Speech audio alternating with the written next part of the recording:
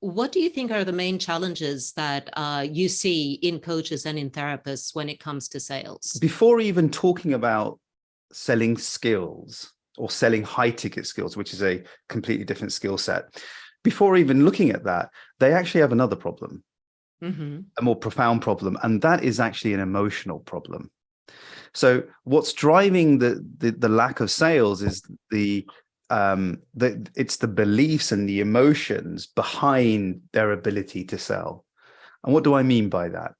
So there is a kind of an idea that deep rooted that somehow selling is manipulation, that you know, they cringe at the idea of selling because they take this role of someone who's trying to push something onto someone else. And there's, you know, there's a valid reason for that, because we've all been sold to in the wrong way. We've all had bad experiences. I'm sure you have, Katia. Definitely.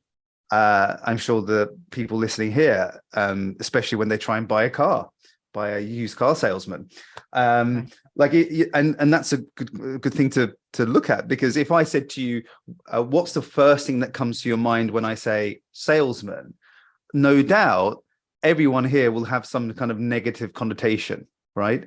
So that's kind of embedded in our psyche from a very early age. It's something that's developed. And when we become business owners, when we become coaches and experts of whatever it is, that is running in the background. So we don't like asking for the money. It sounds too, you know, pushy. All of that's happening. So that's kind of an important thing to overcome. And we can overcome that, because what selling is where the prospect, the person you're trying to sell to, and yourself, your will aligns.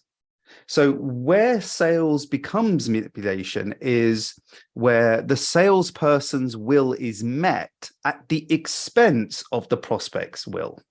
That's manipulation. So I'm doing something for my sake only, not yours.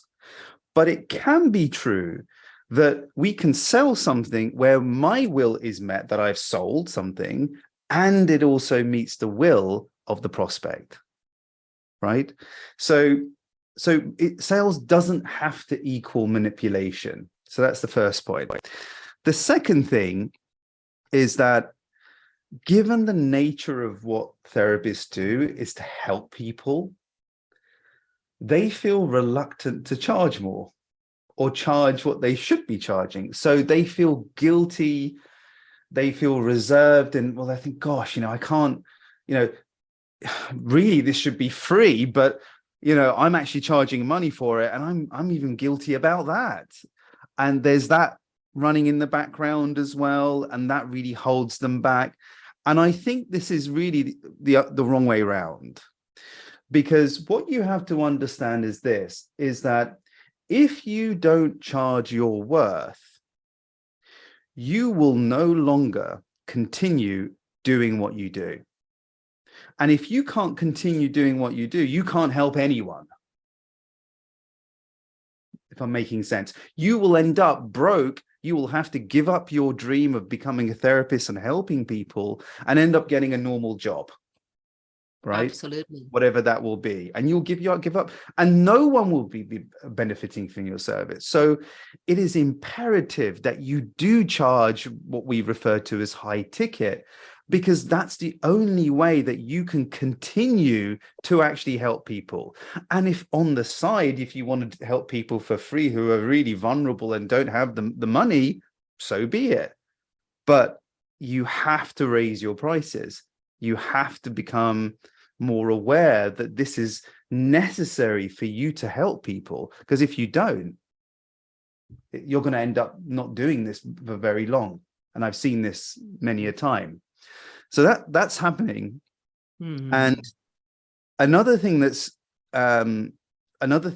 really another belief, let's say, is that when I say to a therapist, I say to them, okay, you're charging $200 as I say, $100 or a $200 for a session, and then I say to them, right, you need to put that up to 1,000.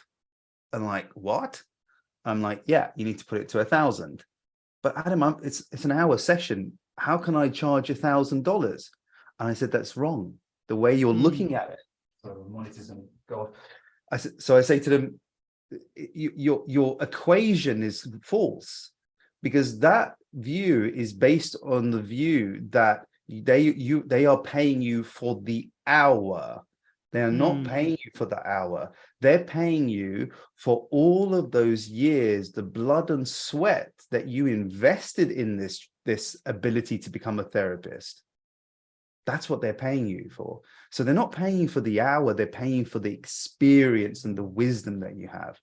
And then when they sit back and they think about it, they think, damn, you're right. I have invested in my years and trying to study and all the times I failed and I picked myself up, and damn right, I should charge. And they're like, yeah, let me charge 2,000. And then I say, all right, calm down, not that much.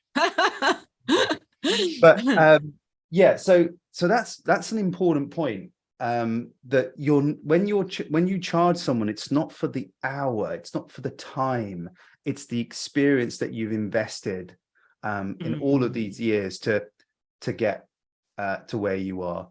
And finally, the other thing that I notice is that therapists, again, because they're helping people, they have the tendency to overcoach. They actually, on a sales call, they become the therapist and they give free therapy. And it's very hard to divorce that. You know, that understanding that you are a therapist and you should not be doing therapy, because once you do that, they won't buy from you.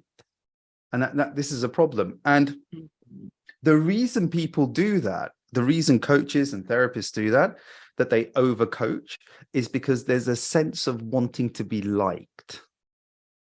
That, oh, if the prospect can like me, they will buy from me. Right. I've got to say all the right things because I want them to like me. So if I can, show them I know all this stuff, then they will buy from me. In actual fact, it's counterproductive. They won't buy from you. Well, I'm guilty of all of the above, Adam. Everything that you said, throughout the time that I've been a breath worker. First of all, I had such a guilt trip. So my huge thing is guilt, how everybody's got one thing that is, so it's really easy to make me feel guilty. So first of all, I felt guilty because I was selling a product that I thought was spiritual, and that spiritual things shouldn't be paid for. Next, it was my own value of myself. I really didn't understand the value of my hour. I didn't understand the effort. Yep. And I was speaking to a student a couple of years ago, and she was, she had a lot of degrees and this and that. And I said to her, how much do you charge for a session? And she said €50. And I said, how can you charge that? And she said, well, it's people can't afford it and all of this. And I said, how much money have you spent on your education? And she just stopped and she said €300,000. Wow. And I said, wow. And I said, well, and we just don't realize that this all accumulates. And the point where I started to get really a little bit more serious about selling was when I had a burnout. Right? Because I was doing exactly what you were saying. I was getting on a call with somebody. I was giving them a whole coaching session, and then really sweetly and kindly saying to them, so if you want to buy, but if you don't worry about it. I would say that to them, don't worry about it. And you can call me anytime as well. So, for another coaching session, for another therapy session, free. Exactly. Yeah. And when I had a burnout,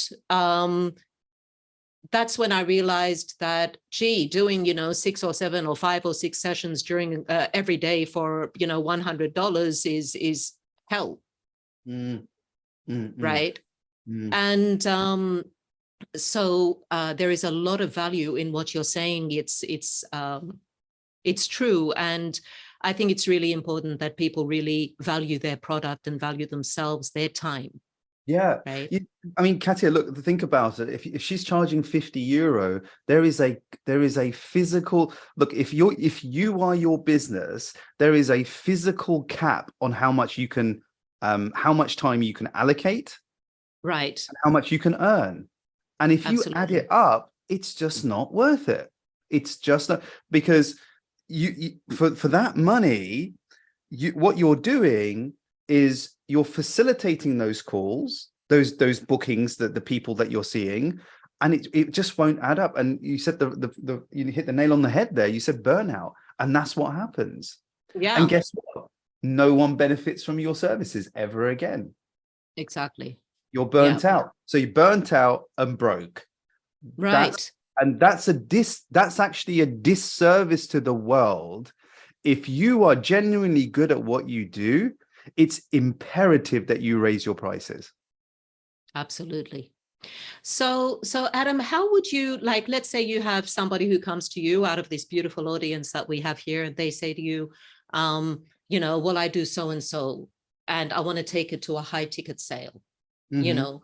How would you coach them to it? How would you, I mean, just Yeah. without too much detail, you know what I mean? Yeah, of course. Yeah. So it really depends on the kind of solution that someone wants. I can give advice in terms of to structure the offer, how to, what are the sweet points of the price of your offer. And also the other side of my business is the training side. Now we've just launched before I used to do business to business. So a company with a sales team in the coaching space, perhaps they have 3 or 4 salespeople or more. They'll say to me, Adam, look, our sales team's suffering, something's wrong. Can you come in and fix it? I would do that, as well as the outsourcing. Now I've launched the Inverse Closer Academy, which takes individuals now that want to learn how to sell high ticket, whether they're a Right. therapist, whether they're a coach or a consultant. So people can join my academy and actually improve their ability to sell high ticket.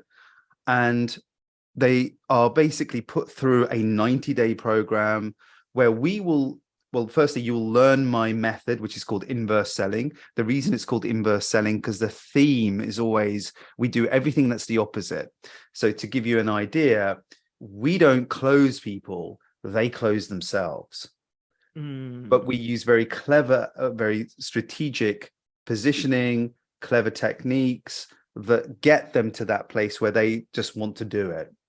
But putting that aside, so we have this 90-day program where we'll teach you the principles, we'll get you to understand the philosophy and the mindset. Again, we kind of touched on this mindset, but there is other elements within the mindset that really does convert in sales. So you get that, because so I can teach you all of the techniques that I know. I could download everything that I know into your brain, but if you don't have the mindset, you will not execute it. So it's a bit like having a Ferrari, but you don't know how to drive. Right. It's no use to you. So it's because the mindset is the engine that drives the sales approach. And it permeates every aspect of it. So we get you to really have the mindset. Then what we do is you would record your one-to-one your sales calls. You would bring them to a coaching session, and we would actually go through it line by line, sentence by sentence, deconstructing it. And this is not for the faint-hearted. We give very blunt feedback, because my philosophy is I need to break you, then build you. So we will take a call. We do it in a nice way, of course. We don't insult. But so we will take this call and we will actually go through it, and we'll ask you questions like, okay, you asked this question, why did you ask that question? By the way, did you just miss what she just said, which would really help you through the process? Those kind of things that we would actually go through on a coaching session, line by line. And it is that really develops you as a professional high ticket closer. So, having said that, would you recommend, for example, to the audience that sometimes, I mean, they may, or maybe, you know, they may be able to come directly to you, but if they can't, would you recommend to them that a technique to improve their sales is to just literally tape themselves during a sales call without the other person knowing, and, you know, pick up why they've said, like, you know, for example, I'm pretty sure that a lot of people on here are coaches. Okay. And as coaches, we always do the self-inquiry, right? So would you tell them, you know, so what one technique would be, tape yourself, listen to yourself selling. Are you overcompensating? Are you trying too hard? How relaxed do you make the other person feel? Because one of the things that I remember in the very first moment that I saw you, Adam, I liked you and I felt very chill. Okay. So you weren't like one of those salesmen on steroids. You know what I mean? Yeah. You were completely the opposite. It was almost like you didn't care if you were, you know, if I was going to come on board or not. It was a very, very sweet. So you hit the nail on the head. Yeah. One of the key principles of inverse closing is be indifferent of the outcome. So all of us here are therapists, right? And we all understand the term detachment. So as we know, if you detach yourself from material things, then you can be free of those material things. So part of the philosophy is to have detachment of the outcome, meaning you don't give a damn if they buy or not. Now, that is such a powerful projection that it's probably about 50% of the work that you need to get done. That you don't care about the outcome. Now, so there's two sides of the spectrum. You've got therapists, which I feel are more on this side, that is to say, they're like you know, you can call me anytime, you know, here's my cell number. I'm going to switch. I'm going to go to sleep now. But if you want to talk to me, you can email me, message me, Skype me, the whole lot. I'm here for you. Okay, but you don't want to pay. That's fine. I'm here for you. So you've got that spectrum. And then you've got the other spectrum, which is, you know, you need to do this. You need to change. You know, you told me you need to change. And, you know, what's stopping you? You know, you've been telling me for the last half an hour how bad your situation. Come on, you've got to do that. There's that spectrum. Okay. Right.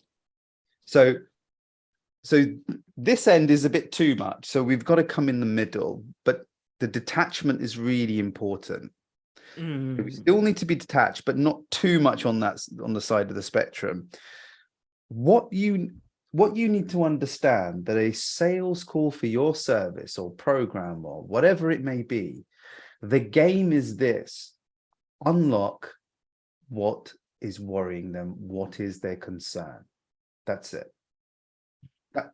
All you need to do is attach yourself to that, detach yourself from the outcome. And this is the interesting thing. When you do that, the sales come through. They just fall into place. So I feel like they are more the former, given the audience. But when I talk to salespeople who do this professionally and they come to me for extra training, they're on the other side of the spectrum. Right. Because the person they're talking to can smell them a mile away that they want that sale more than they do. Right. And they can smell that this person just wants his commission. Right. So what we need to do is harmonize that. Beautiful. So what would you say is your zone of genius? You know, because sometimes, I mean, some of the people on here are also breath workers. And I know this is so far away in many ways from, you know, the way that you think. But we believe that, you know, when there is a interaction, there's magic, right? And there is in many ways an energy exchange. And so, for example, my zone of genius is to really see, you know, for example, watch body language and stuff like that. As you said, if you're overthinking or you're thinking of the next question, you might miss something that's very important, right? Yeah. So what would you say is your zone of genius? Your magic power? I think what I can say is when I teach my students, I tell them there are 3 phases of their development. So they have hindsight. So after the fact, they realize what they should have done. Insight, that they react to what's in front of them, and then foresight. Foresight being what? That with just a minimal interaction with the person, I already know what their situation is, and all I'm doing now is walking them through it and getting them. So I would say that that would be that, but not just particular to me, it's the students that I have also. That's beautiful. And I think that's mastery, you know. So we talk about mastery a lot of the time, and I think what mastery is just getting into that zone where you can see beyond what other people see in a situation. You know, like there is something there, a connection. You already know after speaking to them for 2 minutes where it's going, and you can take them there, and that's very beautiful. So can you, before we open, so we're going to open this for Q&A, guys. So you guys can start thinking about your questions, and we'd love to get questions so that we can satisfy you. Can you give us just a couple of tips, you know, simple tips for people who, like, someone calls and maybe they are not in a situation yet where they can get, you know, outsource their sales, even though everybody should know that you are in a situation to outsource your sales. You might not think that, right? But when your salesperson is taking a percentage and you've got a high ticket sale, then you know you're going to sell more because there's somebody who is really good at it and who really wants to do it, right? Because you don't really want to do it. Okay.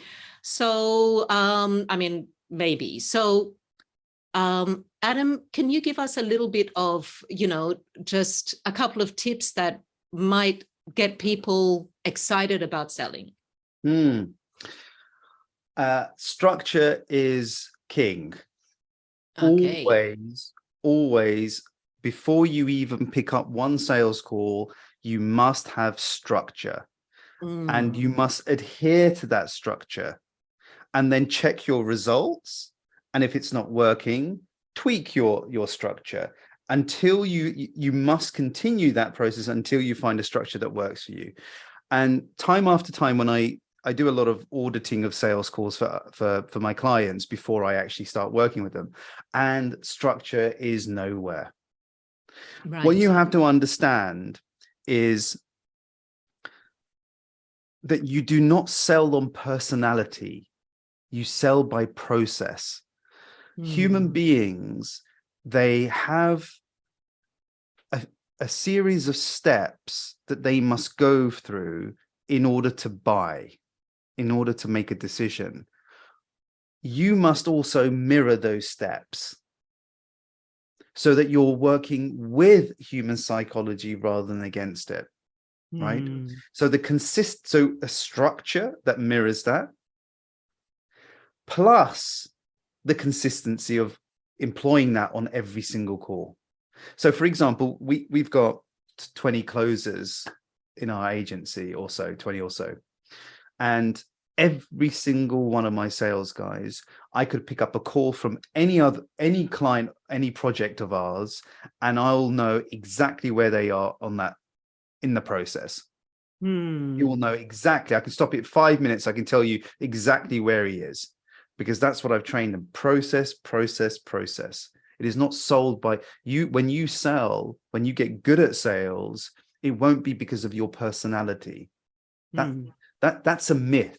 It's because you have a structure in every single call. So structure is king.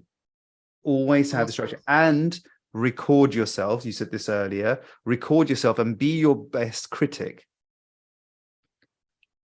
Constantly record yourself and listen to it over and over again, and learning through hindsight, so that later you will have insight. and eventually you'll have foresight. Absolutely. That's beautiful. And I know from, I mean, I feel very grateful that I have a lot of very successful people in my circle. And one thing that I did realize, which was exactly the opposite of me, okay, because as I'm very empathic and really flowing and all of that sort of thing. And I didn't have any structure whatsoever, even in the courses in my business. Everything was just like, okay, just organic, right?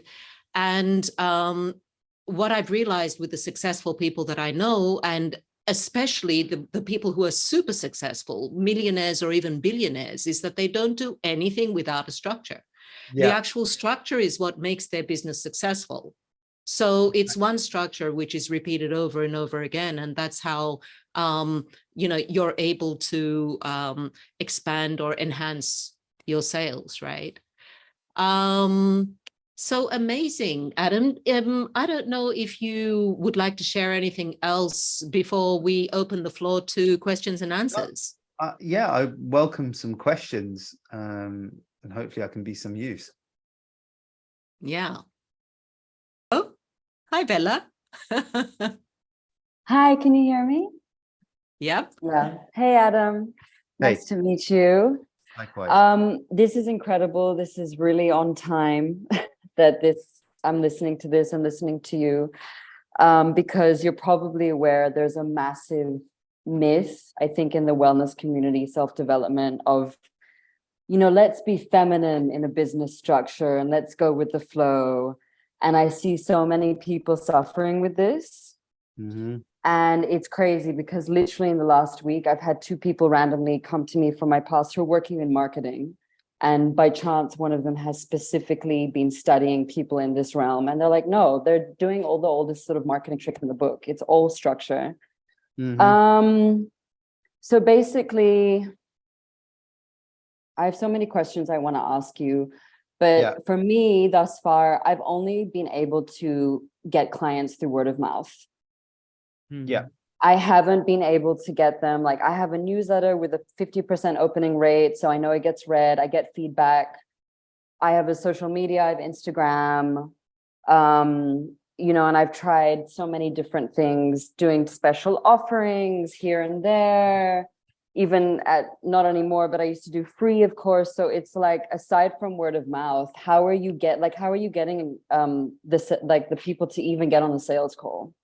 Do you have to pay someone? Do you need to do paid advertising? I'm super curious. Okay. So this is more of a marketing question, but it's a very good question.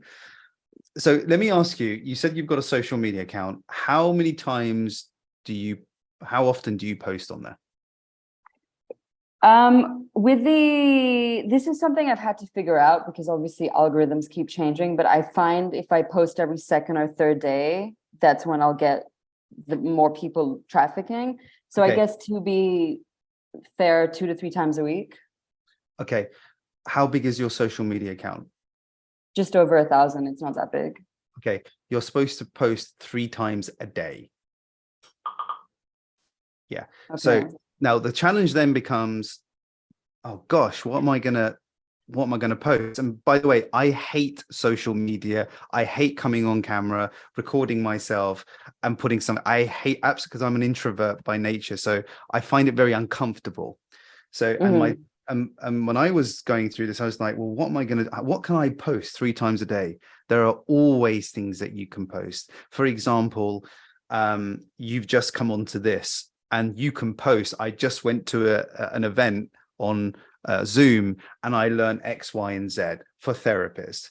You can have a conversation with someone who's seeking help from you, and that sort of epiphany that came out of that, you can post that. It's just that we're not consciously aware, because we're normal human beings. We're not consciously aware that we constantly have to have in the background, oh, what can I use? Can I use that? Should I post that? So really, if you really want to grow your social media, you really have to do 3 pieces of content every single day. So that's the first thing. Second thing, before I ask that question, what is your niche? I am from Katya's School Global Breathing Awareness, Rebirthing Breathwork, and I mix it with like a parts therapy, talk therapy. Okay. So breathwork essentially with talk therapy. Okay. So first problem, that's too broad.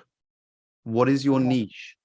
What is your, so think of your niche and then make a niche out of the niche. Someone's actually told me this before. Yeah.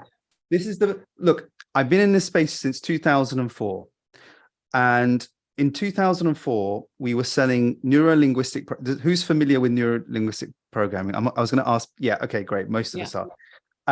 The people that made it as becoming NLP practitioners and are the people who niche down.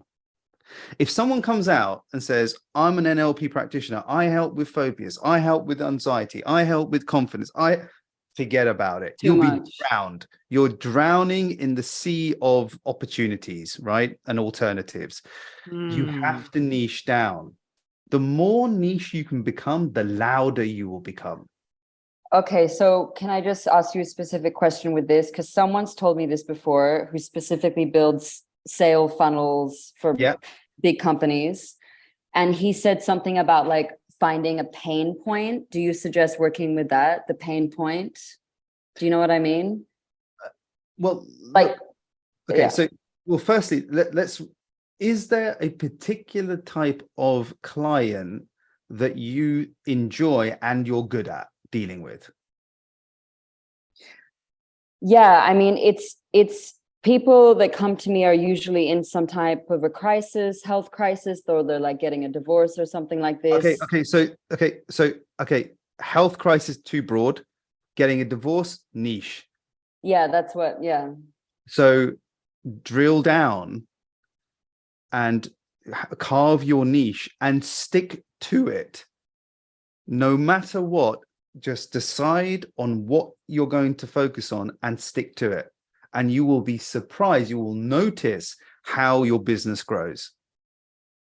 So learn to love yourself genuinely. Is that too broad? That means nothing to me. That just went over my head. I don't know what you're talking about. Okay. You can't be, I'm a love yourself therapist. That's just rubbish. No one's gonna, that doesn't mean anything. Right. Okay. So I'll give you, let me give you an example. Gosh, I'm going to try and give you an example. So, for example, I know I'm working with someone. She concentrates on victims of narcissistic abuse. Very niche. I get it. As soon as I hear it, I get it. Okay. It resonates with me. I know what I'm getting. That's what I mean. Okay. Yeah. And I wanted to add. Sorry, Katya, can I just say one more thing? Yeah, sure. Now, so what did I just say? I said people that are victims of narcissistic abuse. But guess what? We can niche down further. Is it men? Is it women? Is it young people? Is it the older generation? The more niche you can become, the better it will be. Right. Absolutely. Also, just about, for example, I remember when I first started with Adam and the team, and Ed, one of the members of the team, he suggested that I start doing these bi-monthly webinars. And I didn't feel comfortable. And there was a part of me that was like, oh, come on, do I really have to commit to this? Right. And in many ways, I could kind of, see the value, but I didn't really see the value until I started watching it grow. So in the beginning, it might just be you and another person, and you're thinking, what am I doing here? Right. But then the next time you've got something else, and it starts to grow and grow, and you are in that way growing your audience. So all of this stuff about being very systematic about the way that you're doing it, and I see it with other people who are very successful and have got lots of followers, that they're doing something similar. So even if they're out there with the camera or whatever it is, you can see that there are certain times of the day when those posts come out. Right. So I suppose one thing that I've learned from Adam and his team is to become more systematic with things. Mm-hmm. It's about consistency. I mean, look, when you see people with 50, 60, 70,000, 100,000 followers, you're seeing 100,000, but you don't see what they did to get there. Right. Right. I'm talking about genuine followers, not the ones that people pay, but to bump up their figures. But it was blood and sweat. But what they did was they consistently posted every day, and their message was on point. It was very niche. And it takes time. You know, there's people that, you know, do social media for 3 months. Oh, it's not working. What are you talking about? You know, you got to stick at it for about a year, because what happens, it snowballs. And before it snowballs, people give up. So the key thing is consistency. It's almost got to be, you know, very religious about posting. It's painful for many of us, but you've got to be consistent, but also find your niche. If you were working for somebody else and that was your job, you wouldn't have a problem with it. Yeah. You know, that you'd just be like, I've got to do 3 posts a day, and plus I've got to do the admin and this and that, and that's it. And you just get on with it and do it. But sometimes, because it's you and you're exposing your own self, and you've got the opportunity to procrastinate about it. I mean, I'm just talking about myself. I'm not talking about you, Bella. You know, I don't do it. Right. So, yeah. Can I ask one more thing? Sorry, Katya. No, go for it. So when you were talking about before, you know, having this sort of attitude and state of mind of being detached. And I actually was going to write out a question before, which is like, okay, so once you know they have interest, how would you then receive that, holding that sort of attitude of being detached? Because what I hear a lot of, and what I've tried to apply, is like, I want to find the client that's aligned, and on the call, I want to make sure they feel aligned, and that has to be, you know, aligned. So can you just speak to that, and also a little bit more on how you receive them with the detached attitude? So how you described something there was really interesting. You said the word that they're interested, or there's interest. I don't give a damn about interest. I care about pain. What is their subjective pain? What is it? How much have I understood it? How much have they understood it? I don't care about interest. Yeah, this is not a hobby.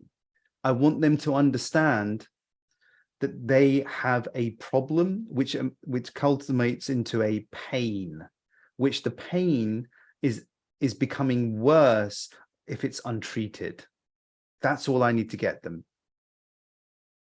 Right? And this thing about being aligned and all this sort of stuff, I think that's more rooted in a sense of sort of imposter syndrome, because they start to feel a bit insecure. Well, can I really help this person? You know, oh my gosh, if they do actually buy, am I really going to be able to help them? I think that's running in the background as well. But for sure. But here's the thing: the way the universe works is it never gives you something that you can't handle. You're given whatever you need to learn. So there's never going to be a situation where someone's going to agree to work with you and you cannot help them. Because if you can't help them, they're not going to buy anyway, right? So that's a really important point as well. Thank you so much. So any other questions from somebody in the group? If there are no questions, you must all be excellent salespeople, really good at it. No, Katya, they're all sold. They're sold. They're all sold. Yeah, they're just sitting there stunned.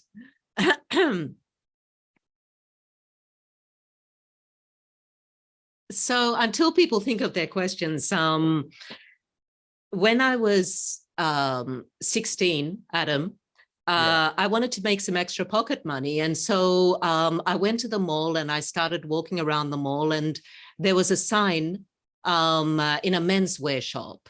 And I thought, I can't sell menswear, but I was desperate. I was going from shop to shop because that's how it was done back then. You were going into the shop and asking, do they have a job, right? It wasn't on the internet. So I walk into that shop and I met this man and the owner of the shop, and he ended up, I was so blessed to meet this person. He was my first mentor. And he was the most incredible salesman I've ever seen. So somebody would walk into that shop and he would not bedazzle them, like, make them feel comfortable. And in a way, he was the one that was drawing their attention. For example, okay, he was selling clothes, but they would come in for a shirt that looked like this, and they'd walk out with a bag of things which they felt marvelous about. Yeah. And that was a very, very big educational thing for me, because I saw that, it wasn't manipulation, because people left and they were really, really happy with what they'd bought. They felt fantastic. And what I really saw is that sometimes people would go in looking for something else, but he would know from the moment he saw them that that thing was not for them. And he would show them what was for them. Right. And so I ended up working there for about a year, and I'll never forget that, because it was, I've never really wanted to, yeah. Just off the back of what you just said, because you touched on Yes. a principle there. You said that, he would advise them, because what they come in for one thing, but in actual fact, they'll buy something else. And the reason that happens is because he became an authority in their world. Right. So in order to become an authority on where someone should go, meaning where someone should end up buying your services, you first need to become an authority of where they are. And the way that you do that is you truly, deeply understand who you are talking to and what concerns them. Absolutely. That's how you become an authority. Beautiful. Do we have any questions, or is this still the same? Let me see here. Anybody else? So we've only got a few more minutes. Yes. Oh, Sam. we have one more person. Samantha. I do have a question. I love what you said about finding your niche. And any suggestions as to how you go about doing that? So in a more structured way, because I'm sure a lot of us, I think many of us, I'm sure, I don't know, have all met because we've done the training with Katya, and then I'm sure we all bring lots of other things to the table. As I'm listening to Bella, I get it. Like, when you're working as a therapist with any kind of energy, it all comes in. I think you mentioning niche is beautiful. I completely understand the concept. How do you narrow it down when you have so much that you've kind of gone through? Yeah. So it's a tough thing. Yeah. So you can develop your niche, or niche, as our American cousins may call it. You do that by first being broad, and then working out what you enjoy working with, because there's no point carving yourself a niche if you don't enjoy it and you're good at it. So it will almost happen. You need to be conscious that you need a niche, but it will sort of fall into place. So I know someone who does infertility. They're studied in a modality which deals with all sorts of things, but they focus on infertility, and they have made a killing. They charge £3,000-4,000 for a session, or a couple of sessions, or whatever it is. They made a killing just finding that niche. So try and find a niche that also is profitable as well. So becoming a therapist for llamas, for example, it's very niche, but it won't make you that much money, right? So try and find something that's also profitable as well. No one got my joke, but never mind. I'll just oh, you got it. Okay, all right. I too many people walking around in the background right here. All right. Okay, I think that helps. It's a conundrum.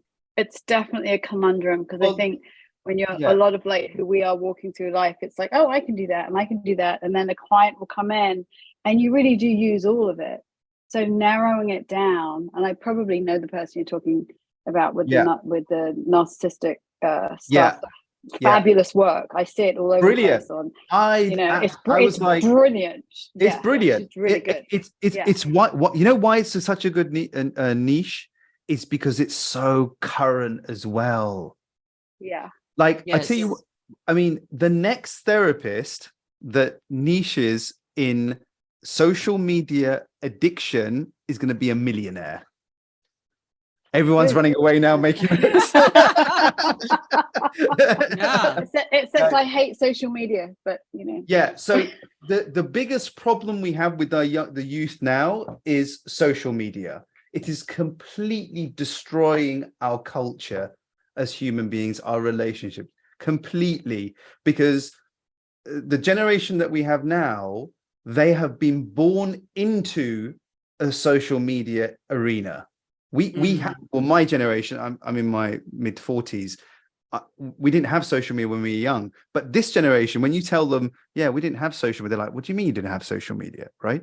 So, if you could develop a niche within helping people become less addicted to this thing, that's going to be a great one. And there's other ones. There's loads of other ones as well. But narcissistic abuse one was a fantastic one, because people are now waking up to narcissism, right? It's very current. It's very and the legal issues around it are fascinating, and the trauma and the everything else. I have one last question, if I may, before you. Yeah, go ahead. So I get what you do because I'm listening to it. How is there a way to understand exactly how you can benefit? Because you've talked about sales calls and things like that. Do you work with developing to get to that point? Because I understand structure and systems. I personally am in a place where I'm just putting it all together, so I don't have it ready to go. It's kind of overwhelming. So, is that something you do? So if in the Inverse Closer Academy, the students, we will teach them how to create a script. Okay. We will teach them how to use a structure for their particular industry or space. So that's part of the training. So some people come in and they're not therapists, they're just an individual that wants to know how to do sales. We'll teach them we'll put them on sales calls for one of my clients, let's say. But if someone's a therapist or a coach, we will listen to their own recordings of their sessions.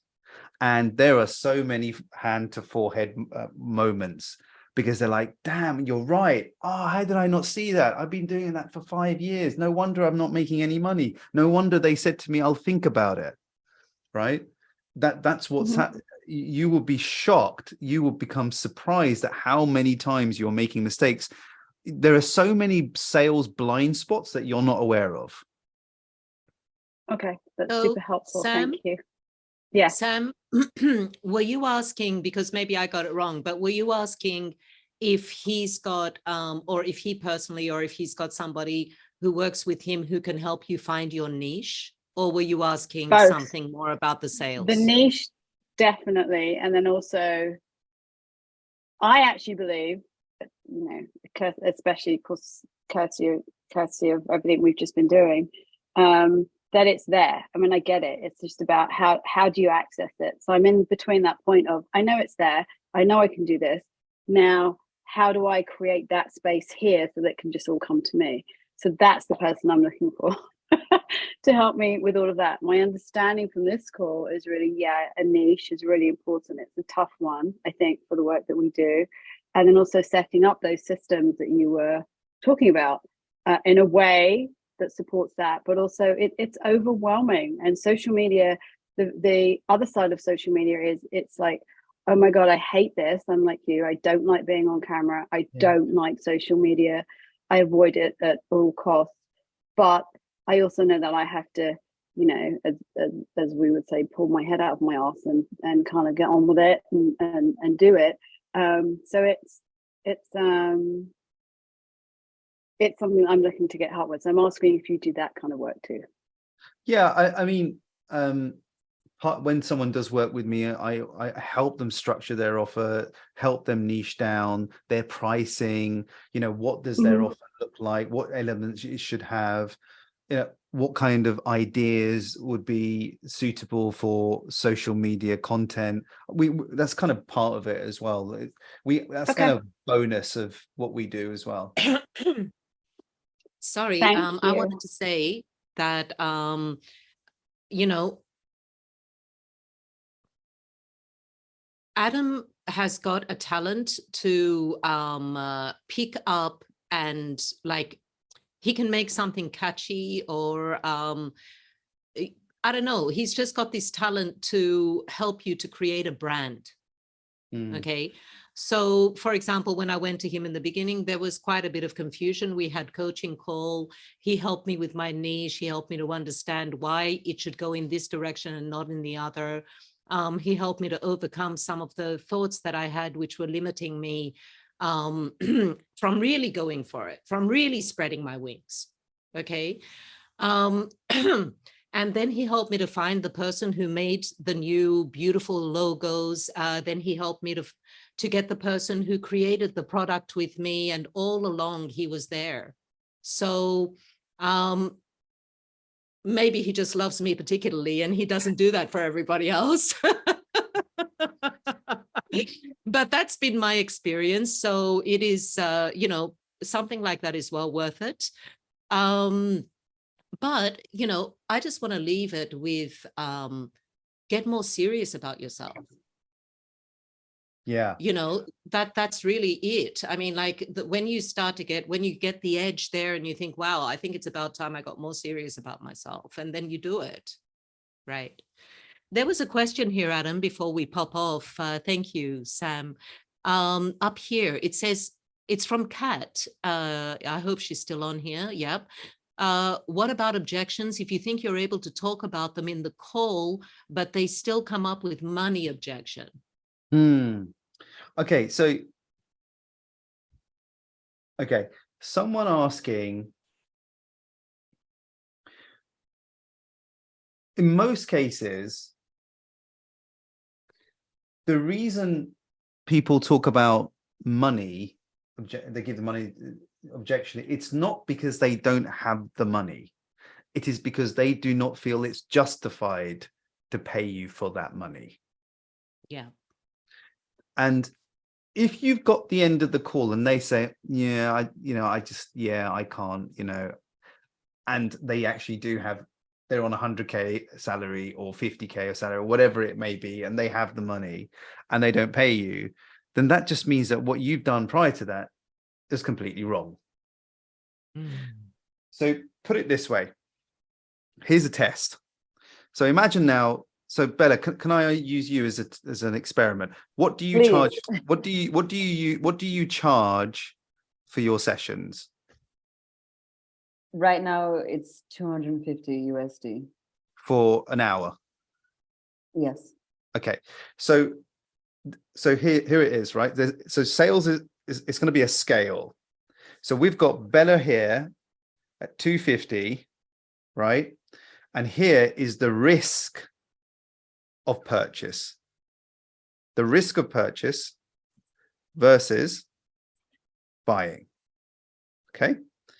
You need to be able to create an environment where you tip that in your favor. But what happens is that when you're having a sales call and at the end, in their mind, it's like this or this. Are we getting this right? So it's because you have not understood their pain and what it costs them, because what it costs them must cost them more than 250 USD. You haven't established that. So here's the thing. So for that, what would someone typically come to you and say, help me out with? What would it be? Me? Yeah, I'm asking, what would they pay the 250 for? I mean, this is going to sound a little broad, but it's people that are really, they're feeling very stuck and they want to. So my main clients right now, for example, one's going through a divorce, one has a health issue, and one is specific trauma from childhood. So is it so do you help people that have divorced, or do you help people that are going through a divorce or stopping them going through a divorce? What's the niche?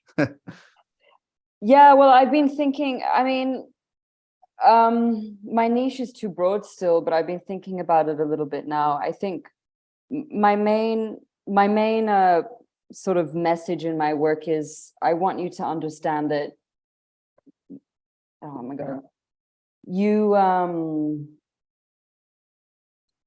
basically you have, it sounds so cringy when I say it, but like I want people to understand that when their life goes to shit and things seem really chaotic, they're able to connect to their power. This is kind of the message that I repeat over and over again in so many words. And this is kind of the recurring theme. Okay. So when you feel, yeah. So here's a formula. Whatever you charge, it needs to solve a 10x problem of what you charge. I don't understand that. What do you mean? Okay, so you charge $250, right? Mm-hmm. It needs to solve a problem that's worth $2,500 at least. Now you're saying, but Adam, I'm not making them more money, but the money can also translate into time, pain, stress, affect their work. Their income gets affected because they can't function, work. So think of it like this, that have I demonstrated that I have solved something that is worth $2,500 in their life? The problem, because you're charging $250, but what they pay, the result must be 10x. Okay. Is it worth that in their life? Do you get that specific with them though? No. You don't say what I just said. This is just to help you understand what you're supposed to achieve. Okay. So if you're talking to them and you're resolving a weight of issues, that 250 is going to appear more valuable or less expensive, let's say. Mm-hmm. But if you come with this much of a problem and then you say, yeah, $250, it's like, I'm not too sure about that. Do you see? So the problem isn't the $250. The problem is you haven't demonstrated that they have to do something, otherwise it's going to cost them more. So staying where they are versus your $250, you need to scales to go this way. What's happening is by the end of the sales conversation, it's either this way or it's equal. Am I making sense? It just doesn't equate in their mind. Yeah, but I guess you have to learn that in the sales script. Exactly. And yeah, because it's like, how personal do you get? And with this detached attitude, like if I came to you and I was like, Adam, I'm suffering, I'm in an abusive relationship. Let me give you, so look, there's a lot of training that has to be done to be able to avoid those kind of answers, right? But let's say that you do get an answer like, well, yeah, I'm not too sure about the money, blah, blah, blah. What you say to them is this. You say, can I ask you something on that? You get permission and they will say, yeah, sure, of course. And then you say, Jane, if you don't invest in something like this, how are you going to overcome X? So then you put them, so rather than you justifying yourself, they need to justify themselves not doing it. That's why we call it inverse, because it's the opposite. Because what you would say is, or not you, maybe not you, but anyone really, they go, no, but this is going to really help you. And, I've helped 10,000 people and, I actually charge $10,000 and I'm going to charge you $250. This is a deal. Okay. Actually, don't give me $250, give me $150. That's what you would do as a normal salesperson. But what we teach is we put them on the back foot rather than we become on the back foot. Wow. Yeah, because you're thinking of the value of your hour and you're already thinking that it's too expensive, right? Because you don't value your hour. But you're not thinking about, first of all, they probably wouldn't be on the call with Kat- you. Katya, this Sorry. is sorry. You keep coming out with these really golden nuggets. Hmm. The question is, Bella, do you think you are worth 250 genuinely? Deep down, do you believe you are worth $250 for that session? That's the question. Because when I come on a call, my clients, they pay me a tremendous amount of money, but I come on that call like I'm worth that money. And they can smell it from a mile away that this guy knows his stuff because he genuinely believes I'm worth this amount. People come to me and they go, oh no, this other guy's a lot cheaper. I say, great, try it. Then they come back and they say, Adam, I want to work with you. Amazing. But you really have to have, like, it has to be ingrained in your soul. You believe you are worth that money. Yeah. You know what? As of recent, just very recently, I do, and actually even more. Like, I'm actually toying with going up to almost 1,000, but it seems like a far stretch right now. But it's been very recent, and what I was going to say before was, I'm really grateful for this. I want to thank you both, and I want to thank Katya for arranging this, because this is literally the opposite of everything I've been told. And it's just, no, it is though. And it's, Yeah, wow. it's I'm like, it's frustrating, but I'm like, thank God I'm hearing this now, honestly, because I just see. Do you know what I've said this to Katya before, the tragedy in all this is that the nicest and the best therapists are the ones that don't make it. The ones that make it are the ones that just know this, what I've just spoken about. That's it. That's the tragedy. So you need to shake up. You need to get on it, change your mindset, get really serious about what you're doing, become structured, right? Really structured in your approach. People underestimate how much skill is required for selling. Oh, just get someone who can really talk, who's got the gift of the gab. Just stick them on the phone. No, absolutely rubbish. Absolutely rubbish. It's a skill. And do not conflate your skill in your therapy modality with selling. Has no correlation. There's a complete different body of knowledge. And the biggest problem experts do is they think logically. As I said this earlier, they think, I am great at what I do, therefore they will buy. No. It's true. They won't. Yeah, it is true. They won't buy. They'll buy because you actually know how to sell. And that's why people outsource. That's why I exist as a company, because people realize that that's a different skill set, and other people that specialize in it should do it. That's why they do it. Absolutely. So Adam, we've got just this last question here. Yeah. Same one from Kat, who had asked about if people at the last minute start to complain that they don't have any money. And then she says, even if they feel 8 out of 10 about the call you just had. So Kat, do you want to show yourself, darling, or how is your internet today?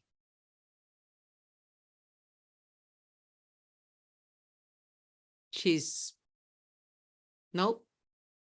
Okay. Very, very low, she said, sorry. Yeah. So 8 out of 10 is good.